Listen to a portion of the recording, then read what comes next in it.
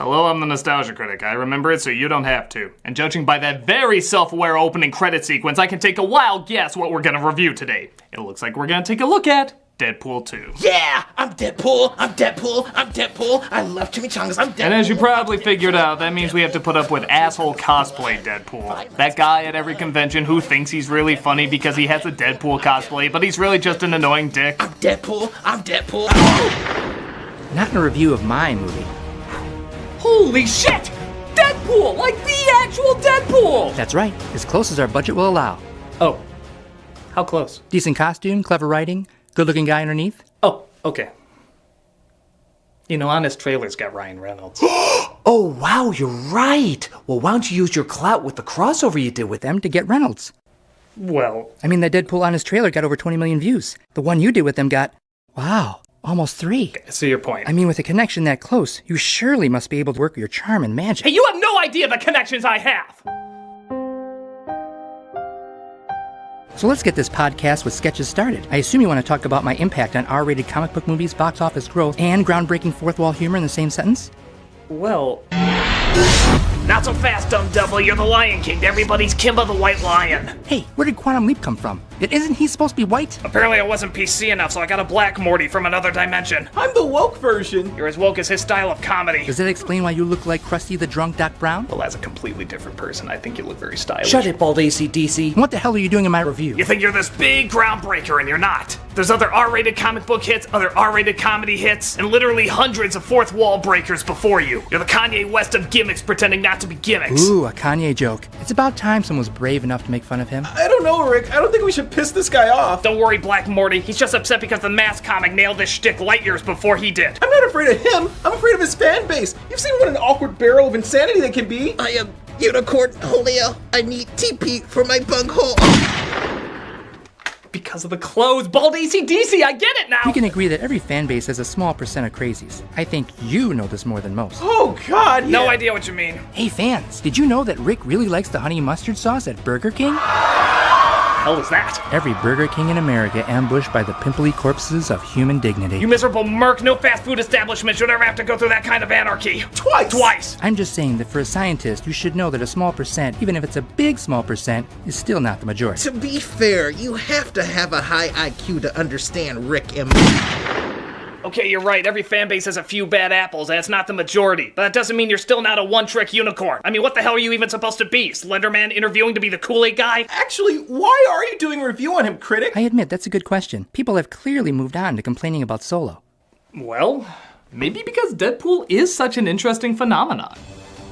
It's true, there have been successful films that have done what Deadpool has done, but something about the way Deadpool is presented makes it strangely unique. Based on the comic book character created in 1991, Deadpool got a following as one of the few Marvel comic book characters to be aware he's a Marvel comic book character. He was foul-mouthed, violent, funny as hell, and constantly broke the fourth wall. But again, we've seen characters like this before, so what makes him not only such a long-lasting hit, but worthy of such a dedicated following? What is he doing with his fourth wall breaking that sets him apart from other fourth wall breakers? Gee, I don't know. Could it be marketing the persona of an anti-hero who acts like a kindergartner but with a team of underpaid writers that successfully convinced us they wouldn't want to punch him in the face? Hypocrite says blow me? Blow me. I was too drunk for that one. Let's take a look at what makes Deadpool so unique. He's not! This is Deadpool 2. It opens with Deadpool as an assassin for hire who... Whoa, really blowing the budget on this one, aren't you? What? It's a decent-looking city. Yeah, I'm clearly on top of a building. All one of 3 dimensions are clearly being explored here. Look, buddy. I wonder how far this ball can go. What do you think? 4, 5 rooftops I can bounce it off of? Oh no! An invisible force field impenetrable to Bad King. You have 2 years to make your movies. We have 2 weeks. Why couldn't I be in a Freddie Wong video? Just start killing people. Compliance.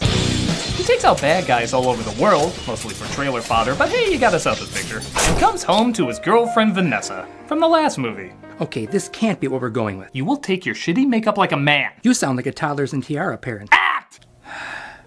Happy anniversary, baby. That is literally my surprise. You mean? Yes, I want to be preggers! Great. Yeah, everything's going so good and we're so happy and we can think of baby names. I'm gonna die. What? I am totally gonna die. No girlfriend is this happy in the beginning of a movie without dying. First of all, leave the fourth wall breaking to me, because only I seem to be able to do that. Okay. Second, that's like the oldest trope in the book. You really think that writer's this talented? You're already shot, aren't you? Bop.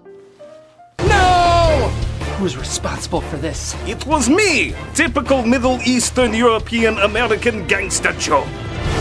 You killed my only love. Now I'm gonna destroy you in the most horrific way possible. And what are you going to do, Comrade Pizza Face?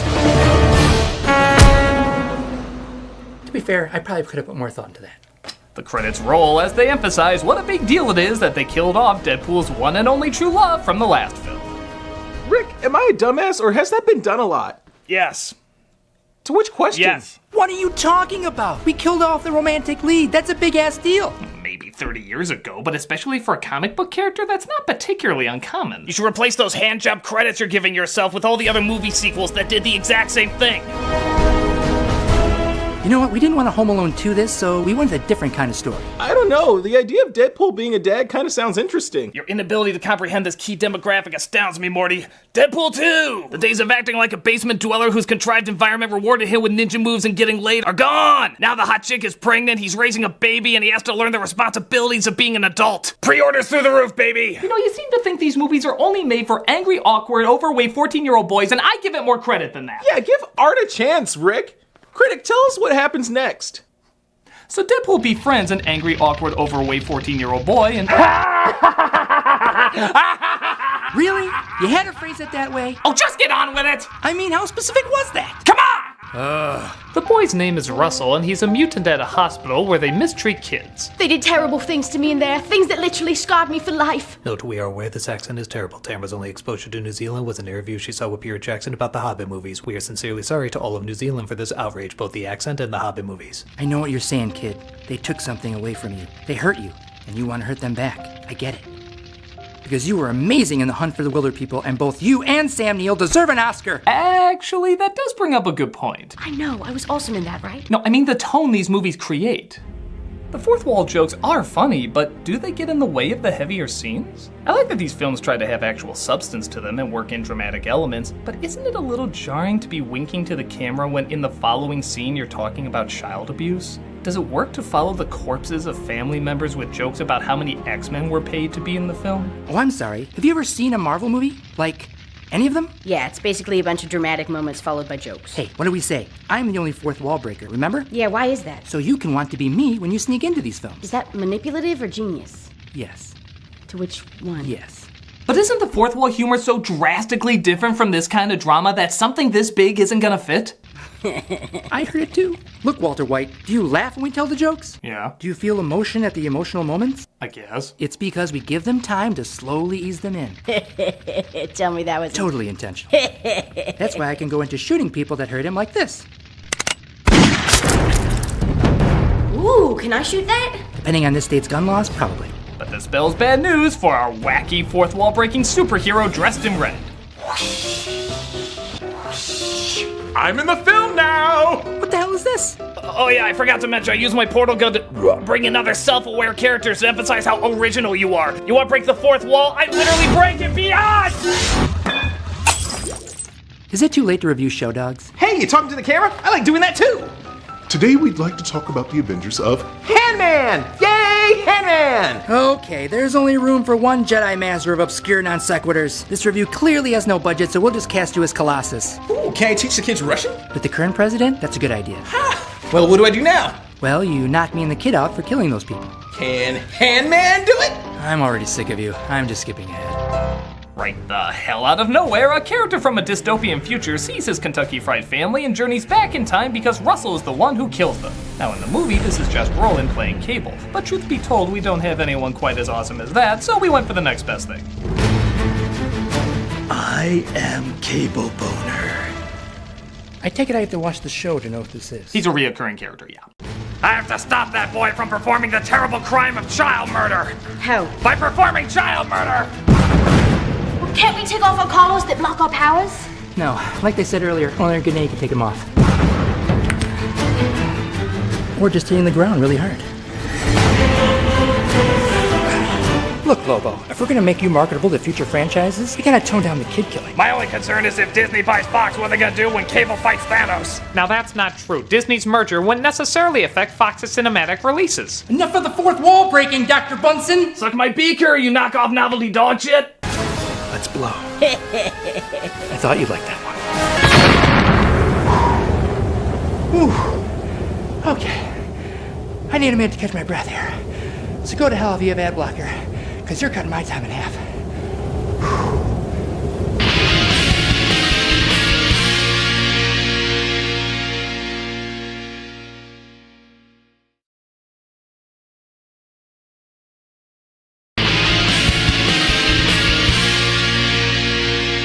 So Deadpool decides to recruit a team with his best friend, played by TJ Miller, Yeah, I would have made that joke too. as he goes through a lineup of wacky characters. My name is Woody Allen. Hey, audience, don't you wish real life was like this? Hey, what did I say? Only I talk to the viewer. Ho ho! Hey everybody! Was I the street merchant in the opening or not? Is nobody hearing me? This is the most embarrassing day of my life, folks. Who invited Dr. Katz? Kermit the Frog here. No, I am not being upstaged by a sock. Oh, come on, that's Kermit the Frog, man. He's a goddamn sock. Watch.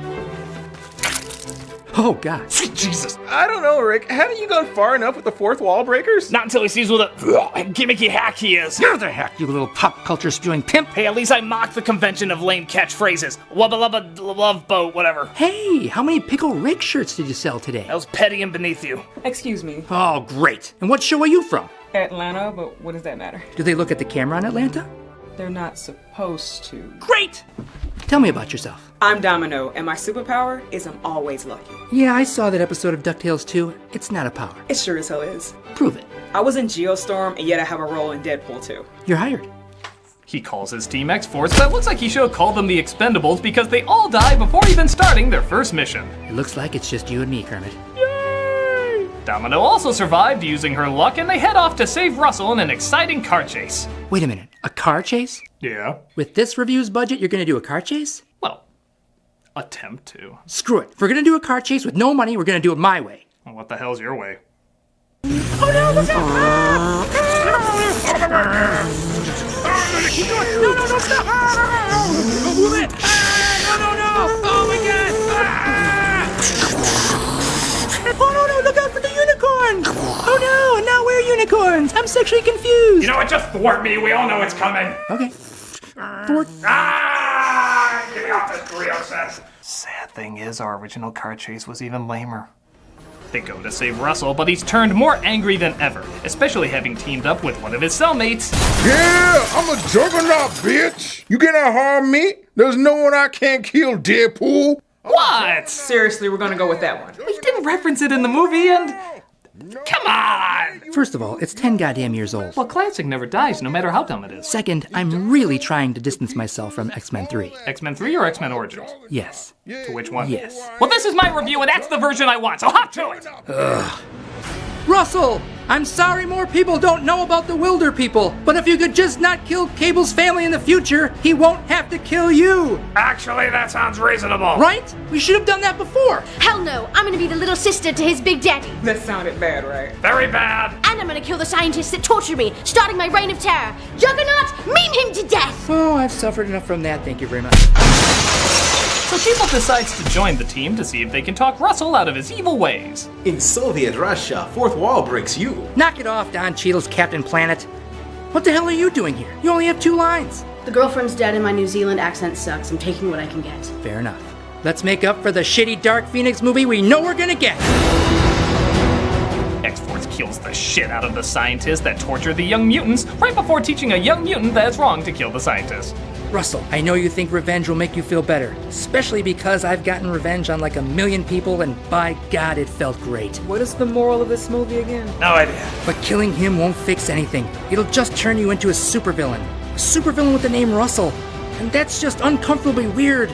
Let's talking more shooting. No! I have a collar on, so I'll die for him. Oh yeah, that's gonna happen. Yeah. Kill the franchise. Yeah, sure.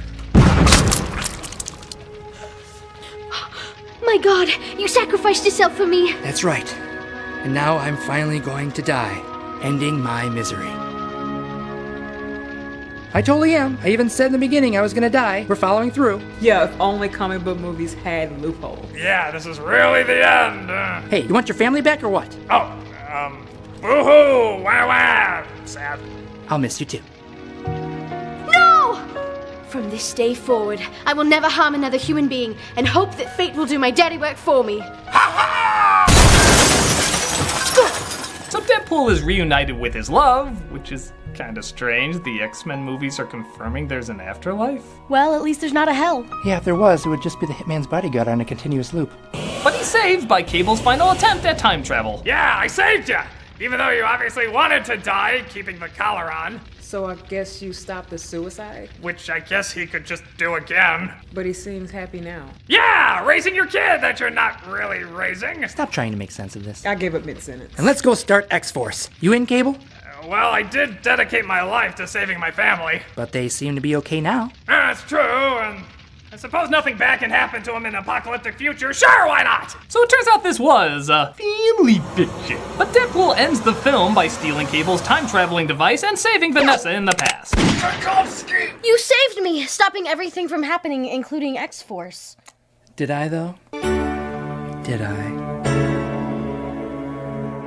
I don't know. Did you? Well, we'll see what hits. We are doing an X-Force movie, so we'll see who's popular and who's worth keeping. Ah, seeing who's the Natalie Portman of the Thor films. We're keeping our options open. Not a bad idea. So that was Deadpool 2, and it was...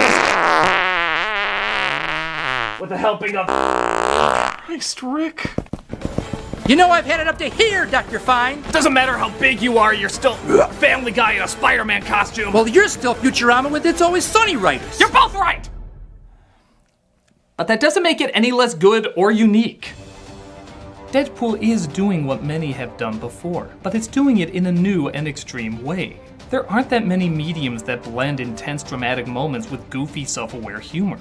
It's usually seen as too tonally jarring. But the fact is, the fourth wall jokes make the characters even easier to like, so we care for them even more when they're going through the dramatic moments. And on the flip side, the jokes seem even funnier when they interrupt a legit emotional moment. So our reactions seem more magnified than usual. It's like a Disney character dying. It's a cartoon and it's goofy, but it still appeals to our inner child, making us connect to them in a unique way. So when something bad does happen to them, we feel it even more. Even with the movie cliches that have been done a million times, they still combine what's simple and familiar with what's complex and new. For example, did you realize there's no real villain in this movie? Yeah, none of the main characters are bad guys. They're just people with disagreements. How often do you see a superhero movie like that? Do you also realize how much money went into what's essentially troll humor half the time? Those kind of jokes do not get a budget this big. These are familiar elements being combined to give us something unique. And yes, every fan base has a small percent that's too obsessive. Yeah, by the way, I miss the old colored wall. How dare you fight the angry video game nerd in that totally real feud? Well played. But that doesn't mean the majority of viewers aren't smart, open, funny people looking for both a good time with a bit of depth. The Deadpool movies are worthy of their attention, and the mixing of two totally different genres, both done well, makes them a very different and enjoyable new experience. We've seen these elements before, but not together in this way. And as long as they keep finding new things to add to them, my guess is these movies will be celebrated for quite a while. Oh, it's that same old middle-of-the-road bullshit you always pull, huh? Yeah, nut up and pick a side. Yeah, that's the one thing we can agree on. This guy is a pussy! Yeah, Mr. Participation Award over here. You know, you guys are funny in media, but you're assholes in real life! Yeah, don't act like it doesn't get you hard. He has the spine of a red Twizzler, and he still has more backbone than you. Come on, let's go make some jokes to piss off some SJWs. The Wall Street Journal? Never mind him, he's dyslexic. Does that mean I need insulin? You were a mistake, Morty. I'm the Nostalgia Critic, and just because a funny jerk on TV can get away with it doesn't mean you can get away. Yeah, teamwork beyond! Yeah, dicks rule! Jesus Christ. Not anymore, we blinked him out of existence last week. Oh, jeez. Hi. You might have noticed at the end of Deadpool 2 there was no after-credits sequence, wasting the time of millions of pissed-off fans. So, this one's for you.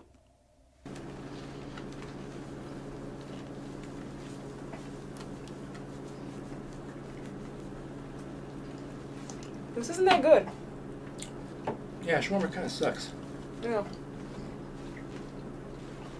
It still feels like yesterday that I was making a video about the anniversary of Doug Walker's stupid show and got blacklisted by his fans over it. By far the most common defense that I've gotten for that, and the show as a whole, is that the Nostalgia Critic is a comedy, and that everything it does should be taken as a joke. No, Doug Walker does not get that excuse. Whether it's getting information wrong while acting misogynistic like in Sailor Moon, talking down to people who've been pointing out legitimate problems in his later videos like in Christmas with the Cranks, capitalizing on fan requests to distract people from the change the channel situation like the Emoji Movie, Boss Baby, and Angry Bird, or cashing in on a popular movie currently in theaters in a cheap scumbag move to gain views, while distracting people from the change the channel situation, like the shit show we're gonna talk about today. No, you cannot say that comedy is subjective and just use that as a crutch to defend Doug Walker from criticism. If everything that Doug Walker does as the Nostalgia Critic is just a joke, then this one is a clip of him deliberately using the N-word for the sake of a cheap gag.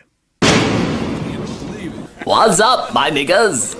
If that's supposed to be a joke, then we all owe PewDiePie an apology. As far as I can tell, there's at least 2 ways that you can look at a modern Nostalgia Critic episode. And whichever perspective you use, it pretty much proves to be a waste of time for everyone involved. Let's take his review of Deadpool 2, for example. If you're looking at this as a comedy, then it's basically 21 minutes of cringy, juvenile, unwitty nonsense. If you're looking at this as a review of the film, then it is far, far worse. A lot of people have defended Doug by saying that the Nostalgia Critic shouldn't be taken seriously because he's an exaggerated character. They say he's a satirical take on angry, negative, nitpicky reviewers and that he's supposed to be a pathetic man-child. And that he's supposed to have a forced, screeching, ear-raping voice, and that you're wrong for pointing out how he's a horrible piece of entertainment. But in almost every other video he puts out, he goes on and on and on about how he wants what he's saying to be taken seriously. The only exceptions are, what? The episodes where he focuses on shitty jokes, sketches, and references as opposed to actually reviewing the movie? And if you want to defend those by saying that it's comedy, well, no, just no, they're fucking awful. And his Deadpool 2 episode is just the perfect example of what I'm talking about. We start with the usual opening when we're immediately introduced to one of the episode's biggest problems.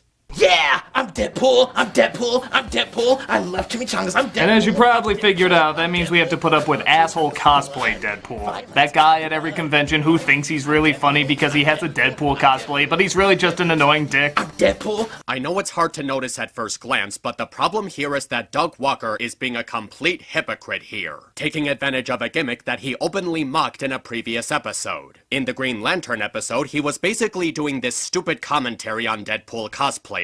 I guess because Ryan Reynolds was the main character in that movie. He talks about how they think they're all cool and whatnot, basically saying that just because you're dressed as Deadpool doesn't mean that you can be intentionally annoying. And wouldn't you know it, he ends up trying to emulate that in the episode. Throughout the review, he's having this actor imitating Deadpool's gimmick, trying to use it to his advantage. He tries to write a whole bunch of fourth wall breaking and self-awareness jokes as if it automatically makes them funny. And each and every one just falls flat on its face. I know when it comes to these clipless episodes, they have to resort to using cheap costumes and copying scenes from the movie. I mean, they can't use footage from the movie because it's currently in theaters, despite that Suicide Squad was out on Blu-ray and DVD when that episode came out, so there was literally no point in making that a clipless episode. But it's done in the most obnoxious and pretentious ways. The self-mockery and self-awareness jokes are just a single gimmick that they constantly run into the ground throughout the episode. Did you think it was funny the first time? No? Well, get used to it because there's about 27 more of these damn things. I know that it's a parody of Deadpool, but the reason that it works in the Deadpool movies and not these shitty sketches is because the self-awareness and self-mockery jokes are exclusive to Deadpool himself. In the movies, he's the only one who ever uses this type of humor, and it's organic to his character because of his personality and background. But here, every single character other than Deadpool is using them, so they don't even feel unique. They're not creative enough because every single character is just exploiting the gimmick at every single opportunity. Also, the Deadpool movies knew that the fourth wall breaking jokes are irregular in superhero movies. It's more scarce in the genre, and they're not always trying to directly address the audience with them. It draws less outside attention to their universe, allowing them to be more creative in their execution. We've seen fourth wall breaking jokes plenty of times in the Nostalgia Critic before, so it's really not anything new despite that the episode is treating it like a huge step for the series. And because the fourth wall breaking jokes here resort to addressing the audience directly, they come across as completely obvious and just too awkward to watch. And like I said, it's highly hypocritical. This is the second time that Doug has called out Deadpool cosplayers for being being annoying, but the entire episode is like this. It's cashing in on the idea of doing stuff that Deadpool would do because they think it'll make them look cool and comedic. He's trying way too hard to make this work, and the tone is incredibly narcissistic. He actually thinks that by copying Deadpool's shtick for this episode that it makes it entertaining. It doesn't. It just shows him desperately trying to gain brownie points by imitating a nerdy gimmick, and poorly at that.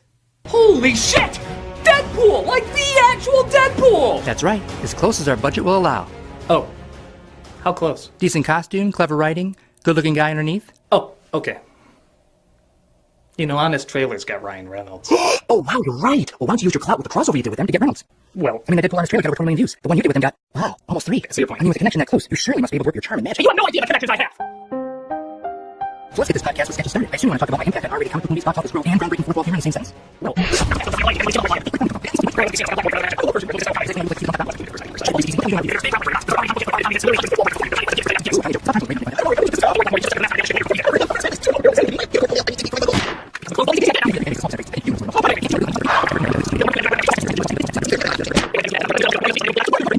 And this is why I don't regret saying anything that I said in my review of Doug's Norma the North episode. These drawn-out sketches are without question the absolute worst thing that was added to the series. Aside from being painfully unfunny, they're just grinding the pacing of the episode to an exhaustingly slow level. When you go to an episode of the Nostalgia Critic, you expect him to review a movie, right? But instead, they have to spend 3 minutes on this stupid opening sketch. Despite being only 3 minutes long, it feels so much longer because of how blatant and repetitive the humor is. What exactly was the novelty of these fucking things in the first place? I seriously want to know. Why did any single one of Doug Walker's fans ever find these charming or endearing or creative or witty? Because after 5 years of these stupid things, I'm completely sick of it. Everything about Doug's stupid sketches is a desperate plea for attention. Everyone is just dressed up in a cheap Halloween getup that doesn't even look remotely convincing. I've seen cosplayers from grade school who have put more effort into their costumes. They don't do anything with them except obnoxiously imitate scenes from the movie while irritatingly pointing out tropes and cliches, and their use of green screen doesn't even come close to looking integrated. In scenes where they have to run, it's painfully obvious that they're just running in place. The visual appeal is completely ugly with poorly drawn backgrounds and amateur special effects. Aside from that, nobody looks like they're blending into the background properly. All of the actors just look like they've been poorly photoshopped onto a screen cap or a picture. People have been saying that they're supposed to be intentionally crappy looking, which is an absolutely poor defense. This might have been justifiable back in the day when it was just him and a few of his buddies, where his resources were far more scarce and limited. But this is an episode from 2018, an era where they're receiving hundreds of thousands of dollars simply by having people visiting their website. And that's not including all the ad revenue they make off of their YouTube channel. And furthermore, this is an episode that aired after that scummy Indiegogo campaign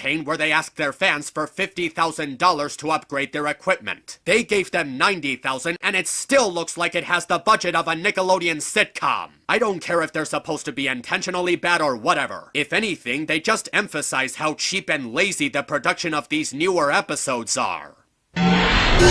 Not so fast, dumb devil. You're the Lion King to everybody's Kimba the White Lion. Hey, where did Quantum Leap come from? Isn't he supposed to be white? Apparently I wasn't PC enough, so I got a black Morty from another dimension. I'm the woke version. You're as woke as his style of comedy. What the hell are you doing in my review? You think you're this big groundbreaker, and you're not. There's other R-rated comic book hits, other R-rated comedy hits, and literally hundreds of fourth wall breakers before you. You're the Kanye West of gimmicks pretending not to be gimmicks. Ooh, a Kanye joke. It's about time someone was brave enough to make fun of him. And here's another running problem throughout the episode. The Deadpool Rick and Morty comparison argument. They try to commentate on this topic with more crappy jokes, and it ends up just becoming another gimmick that they painfully drag into the ground throughout the episode. Aside from that, this argument doesn't even make any sense. Even as someone who's only seen a couple of episodes of Rick and Morty, it's completely ludicrous that Doug actually believes that the two are comparable. There's a bunch of differences between the personalities of Deadpool and Rick, and the two characters use use very different styles of humor. Rick is a nihilistic, unfeeling sociopath who tends to be envious and full of callous. His humor comes from his counter-arguments against the other characters and how he breaks down the insignificance of the world around him. While he is an anti-hero, he's not the same kind of anti-hero as Deadpool. He's a genius with a high intellect, but he's also a jerk who takes advantage of others, preferring to be teamed up with someone less smart than himself to feel superior. What helps to make Rick sympathetic is that he does recognize his problems, and he does find satisfaction in spending time with his family. Rick's main strength as a character is how he's used as an honest exploration of nihilism and existentialism, caring mostly for himself but still finding value in spending time with Morty. As for Deadpool, his humor comes from his cynical egotism and snarky attitude, constantly mocking the medium he inhabits. He takes almost nothing seriously, embracing how hyper-aware he is of himself. His awareness of his status as a superhero allows his pop culture references to be more fitting and grounded into his atmosphere, and he doesn't exactly acknowledge himself as a hero, fighting instead for the excitement and vengeance that comes with it. He's also much more morally gray and a lot more selfless than Rick. While he can be a stuck-up jerk and express lack of empathy in his acts of killing, he does acknowledge the importance of camaraderie, and he can think to fight for someone other than himself. There's also a fundamental bit of tragedy mixed into his character. He was dying of cancer, and the only cure for it was going through a bunch of torturous experiments that disfigured his skin. Since then, he's constantly experienced the negative side of his powers. He feels the pain he endures, and the trauma is shown to have strong effects on him. Despite having godlike healing powers and the ability to survive virtually anything, that can't be a pleasant experience. He uses his fourth wall breaks and self-awareness jokes as well as breaking the rules of reality to cope with his situation. The tragedy of his character was explored much more earnestly in the sequel, particularly during the Take On Me scene. It expresses how Deadpool isn't primarily a comedic character. He can also be a very emotional character with relatable and humble struggles, and how he uses his snarky personality to stay motivated. If Doug is choosing to use the movie version for this comparison, then this version of Deadpool is nothing like Rick. It's made very clear that Doug thinks Deadpool and Rick and Morty are comparable specifically because of how they're both R-rated comedies with fourth wall breaks. And that's not just my assumption, he literally announces it.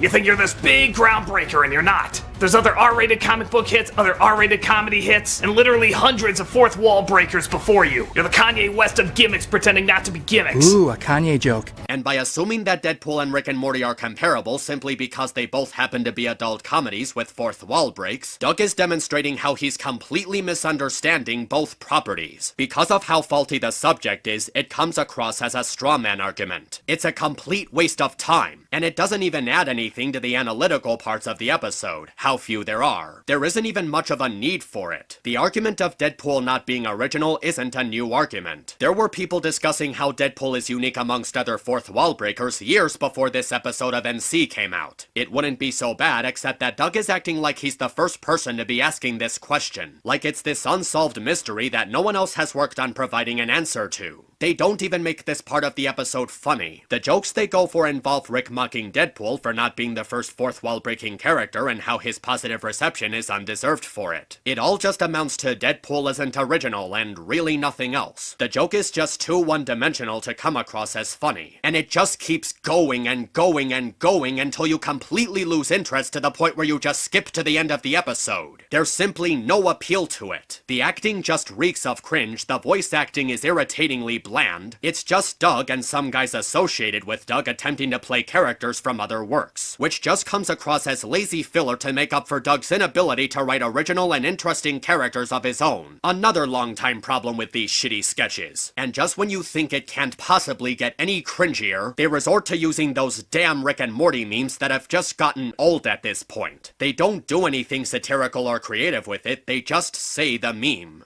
To be fair, you have to have a high IQ to understand Rick and Morty. And to think that he went on to mock John Cena a few weeks later. You see what I mean when I say that he's a hypocrite? This entire opening and many moments throughout the episode are just lame compilations of Deadpool versus Rick and Morty jokes, and talks about how Deadpool isn't original or unique. It completely overstays its welcome in this opening sketch alone, which makes all the times preceding it more and more painful to endure. It relies far too much on this one gimmick and it simply gets tiring. Actually, why are you doing a review on him, critic? I admit, that's a good question. People have clearly moved on to complaining about Solo. Oh, of course people have moved on to complain about Solo, because you know, it was such a box office hit. It opens with Deadpool as an assassin for hire who... Whoa, really blowing the budget on this one, aren't you? What? It's a decent-looking city. Yeah, I'm clearly on top of a building. All one of 3 dimensions are clearly being explored here. Look, buddy. I wonder how far this ball can go. What do you think? 4, 5 rooftops I can bounce it off of? Oh no! An invisible force field impenetrable to Bad King. You have 2 years to make your movies. We have 2 weeks. Yeah, if I could quote Spoonie from his Tekken movie review, just because you acknowledge your effects are cheap and amateur doesn't change the fact that your effects are cheap and amateur. Alright, allow me to clarify. Self-deprecation humor can work, but it has to be done properly. The self-mockery has to have an attractive appeal to it in order to succeed. And there needs to be the notion that you're not willing to take yourself too seriously. It also has to be done scarcely, because doing it too much shows weakness in your esteem. Other things that are required are a wide range of expression, and how much you're willing to distance yourself from the joke. You have to think about how you're going to exaggerate the negative comments used on you. Do it in a way that allows the audience to better relate to you. To put it simply, there's nothing attractive about Doug's self-deprecation jokes. All he does is say we know our effects are cheap, or I know my character is a pathetic man-child, and doesn't twist it into something clever. It's not nearly expressive enough in order to be effective given how one-note the mockery is. But what really prevents it from working is that he just takes himself far too seriously. As in, he treats his garbage like it's a genuine work of art. He really believes that he just makes such breathtakingly groundbreaking and revolutionary content, despite that he's done next to nothing to improve his craft. He quit Nostalgia Critic to move on to demo reel because of his ridiculous confidence in his abilities as a filmmaker, and that ended up blowing up in his face. And in this particular episode, the self-deprecation humor is way overused. They just amount to we have no budget or this is poorly done, and you're listening to them saying that for a good chunk of the episode. It lowers the value of the comedy they're going for, and it's perceived as annoying and embarrassing. Self-deprecation humor also works depending on how high your reputation is and how much power that you have because of it. It's done to bring down your status to the level of your target audience to better relate to them. And considering everything that's happened since last April, Doug's reputation isn't exactly in its best condition. Instead of reducing his status to the level of the average human being, he's just placing himself below the average human being, making his self-mockery less relatable and amusing to watch. Yeah, everything's going so good and we're so happy and we can think of baby names. I'm gonna die. What? I am totally gonna die. No girlfriend is this happy in the beginning of a movie without dying. First of all, leave the fourth wall breaking to me, because only I seem to be able to do that. Okay. You see what I mean when I say that the fourth wall breaking is shit when more than one character is doing it? It works because it's exclusive to Deadpool himself given the setup and background to his character. And when you have it being done by someone else, it makes the fourth wall breaking feel bland and foamed in. I already talked about this, so let's just move on. You killed my only love. Now I'm gonna destroy you in the most horrific way possible. And what are you going to do, Comrade Pizza Face? To be fair, I probably could have put more thought into that.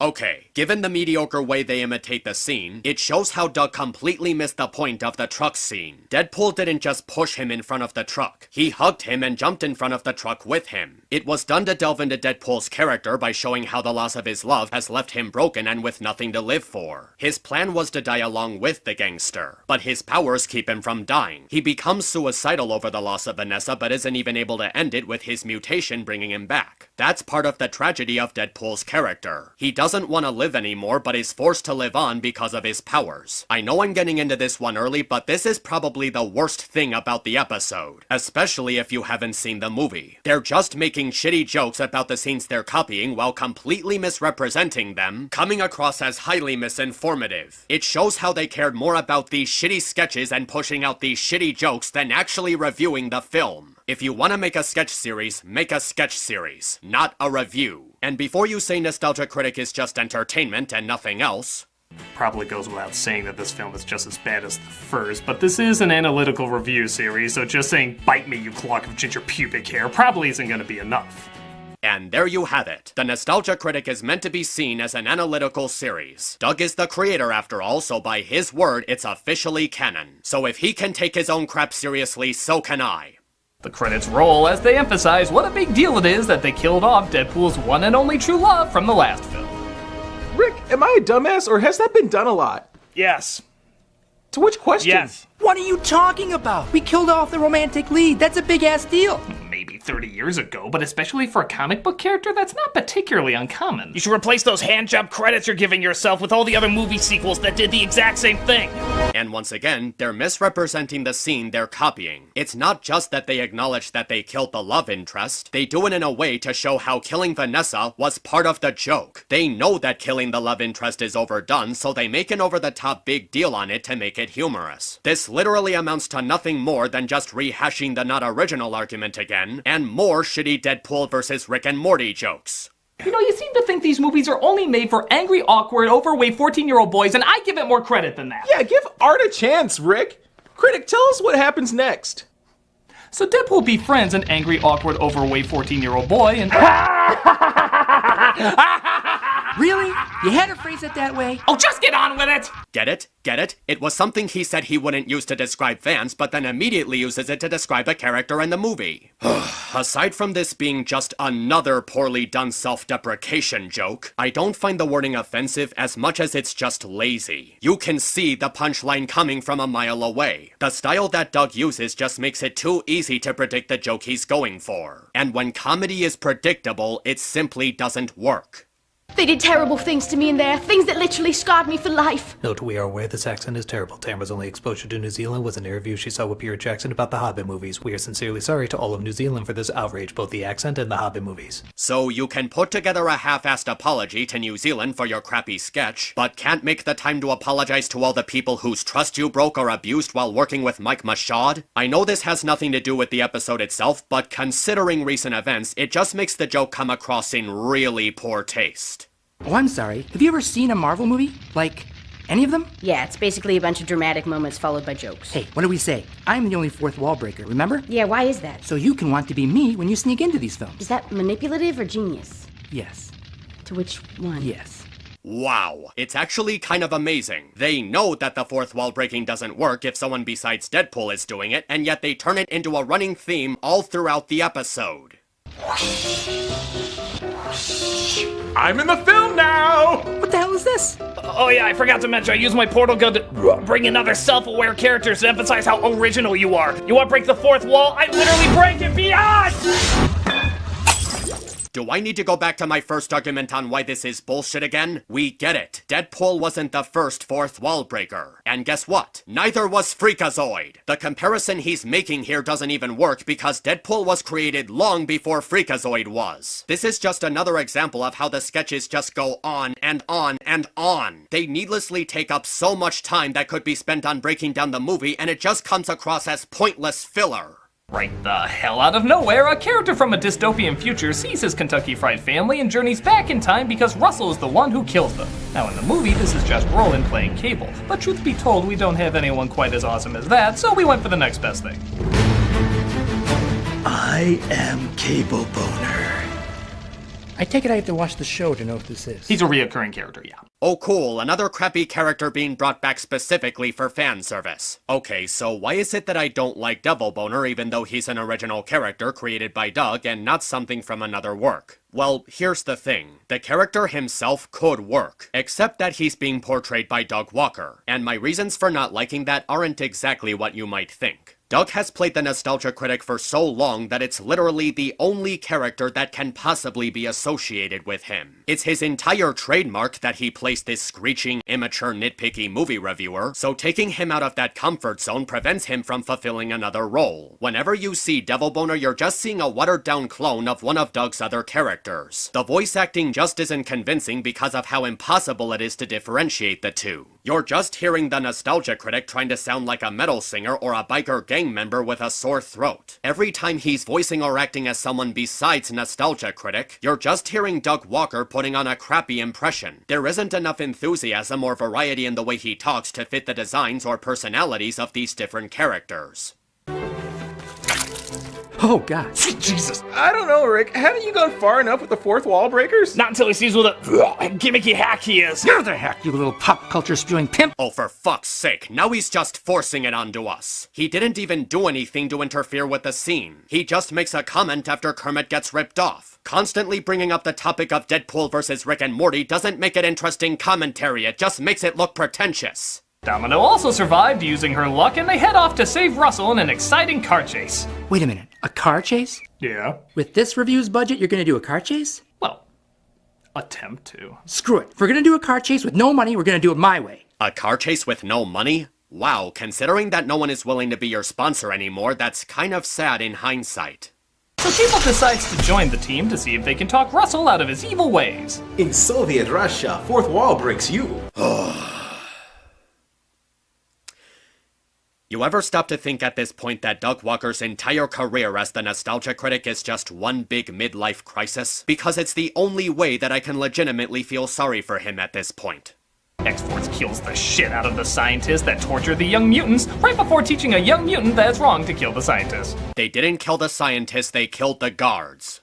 Russell, I know you think revenge will make you feel better, especially because I've gotten revenge on like 1 million people, and by God, it felt great. What is the moral of this movie again? No idea. The moral was admittedly done with some sarcasm given its comedic edge, but the message about moving on from tragedy and finding purpose was still there. And it was clearly shown to you during the Take on Me scene. It was the scene that showed where the movie's true strength lied. It expanded upon the part of Deadpool's character that people unfamiliar with the comics wouldn't know about. How he's a sad clown struggling to do the right things. Even knowing he obviously wasn't going to die, the way it was executed was very effective. Like a calm and comforting moment giving the audience a break from all the chaos. But killing him won't fix anything. It'll just turn you into a supervillain. A supervillain with the name Russell.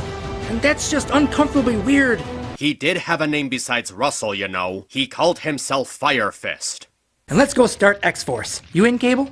Well, I did dedicate my life to saving my family. But they seem to be okay now. That's true, and I suppose nothing bad can happen to him in an apocalyptic future. Sure, why not? Cable chose to stay behind because he wanted to look for a way to prevent the apocalyptic future from happening in the first place. He doesn't just leave them to struggle in a dystopian setting because he's going to try and stop it.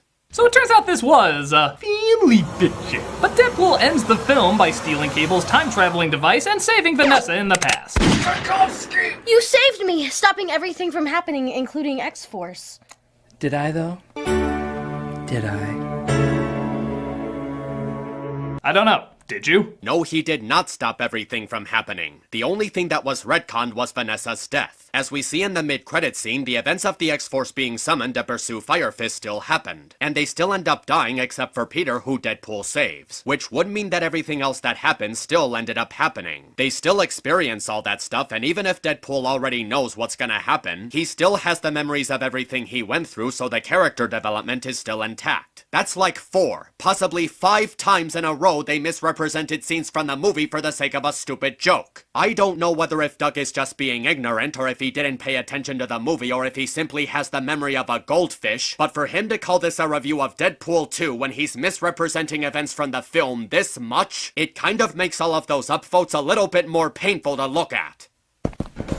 You know I've had it up to here, Dr. Fine! Doesn't matter how big you are, you're still Family Guy in a Spider-Man costume. Comparing Deadpool to Family Guy is an insult, good sir. You know what, the episode is almost over, let's just get to the end of it. So we have our obligatory summary at the end, which I guess is supposed to be the part where Doug justifies this being a review, despite that this was just a bunch of shitty Deadpool versus Rick and Morty jokes. And even with this crappy summary at the end, it still doesn't feel like a review because so much was left out. Doug doesn't delve nearly enough into the story and the characters, and even what we ended up getting isn't even something that can be considered a review. The whole thing is just a beat by beat of the scenes, and even then they were more about Rick and Morty comparisons than actually looking at the film or Deadpool as a character. They skipped over so many important scenes because they probably couldn't think of a joke to represent them. Not that the jokes that they ended up giving were funny either, but that's beside the point. Doug didn't touch upon how Deadpool was suicidal over the loss of Vanessa, or how he learned how to cope with the loss and found a new family in the X-Force, or his denial of caring about Russell adding conflict to the situation. He didn't even touch upon how Deadpool isn't just about the jokes, not delving into the tragic side of the character as the movie did. Even that brief touching upon the movie's tone shift felt half-assed. This ending summary just feels too rushed, and the insight that he gives is too surface level. And it finally ends with more obvious self-deprecation jokes, along with a few lines of dialogue that I simply found to be rich with irony.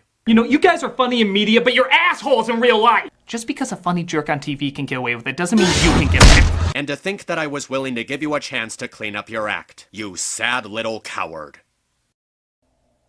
Hi. You might have noticed at the end of Deadpool 2 there was no after-credit sequence, wasting the time of millions of pissed-off fans. Hey, guys, the episode is over. You can just skip over to the charity shout-out. So, this one's for you.